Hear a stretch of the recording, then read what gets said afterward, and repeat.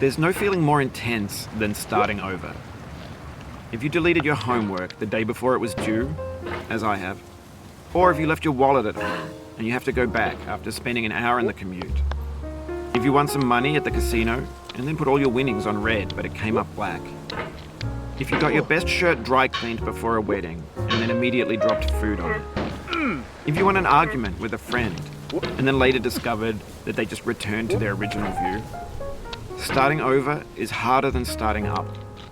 If you're not ready for that, like if you've already had a bad day, then what you're about to go through might be too much. Feel free to go away and come back. I'll be here. Alright, thanks for coming with me on this trip. I'll understand if you have to take a break at any point. Just find a safe place to stop and quit the game. Don't worry, I'll save your progress, always, even your mistakes.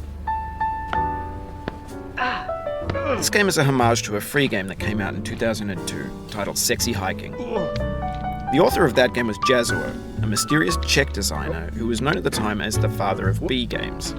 And B games are rough assemblages of found objects.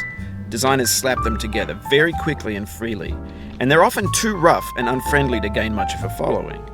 They're built more for the joy of building them than as polished products. In a certain way, Sexy Hiking is the perfect embodiment of a B game. It's built almost entirely out of found and recycled parts, and it's one of the most unusual and unfriendly games of its time. In it, your task is simply to drag yourself up a mountain with a hammer.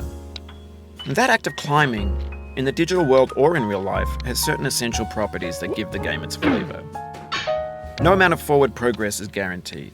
Some cliffs are too sheer or too slippery. And the player is constantly, unremittingly in danger of falling and losing everything.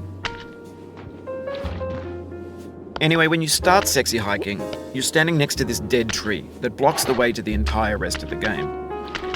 It might take you an hour to get over that tree, and a lot of people never got past it. You prod and you poke at it, exploring the limits of your reach and your strength, trying to find a way up and over. And there's a sense of truth in that lack of compromise. Most obstacles in video game worlds are fake. You can be completely confident in your ability to get through them once you have the correct method or the correct equipment or just by spending enough time. In that sense, every pixelated obstacle in Sexy Hiking is real. The obstacles in Sexy Hiking are unyielding, and that makes the game uniquely frustrating. But I'm not sure Jazuo intended to make a frustrating game. The frustration is just essential to the act of climbing, and it's authentic to the process of building a game about climbing. A funny thing happened to me as I was building this mountain.